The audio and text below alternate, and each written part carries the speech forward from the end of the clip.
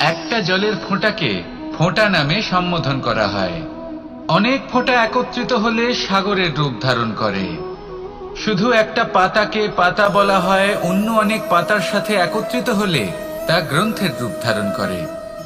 একটা মাত্র সুতো অন্য সুতোর সাথে মিলিত হলে বস্ত্রের রূপ ধারণ করে। অনেক সংখ্যক ইট একত্রিত হলে মহলের রূপ ধারণ করে। সৈন্যরা একত্রিত হলে সৈন্যদল তৈরি হতে পারে। এটা হলো শক্তি সংগঠনের, এটাই হলো শক্তি একতার। তা সে বনস্পতি হোক বা কোনো ব্যক্তিই হোক, কোনো মনোভাবই হোক, যদি একা থাকে তাহলে দুর্বল হয়ে পড়বে। যদি সংগঠিত থাকে তাহলে শক্তিও বাড়বে আর আপনাকে সামনে এগিয়েও নিয়ে যাবে। তাই এই একতায় বিশ্বাস রাখুন আর আমার সাথে ভাই